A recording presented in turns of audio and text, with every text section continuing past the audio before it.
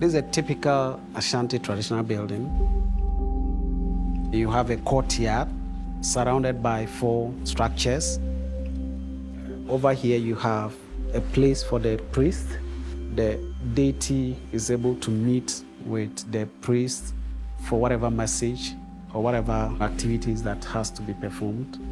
This section over here, you can see relics of drums. They play according to a particular rhythm which the deity understands.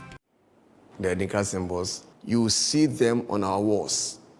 They communicate messages to the people on how to live their lives.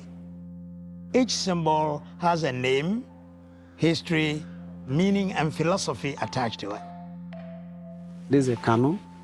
Ashantis, before they go to war, they embark on a consultation with the deities.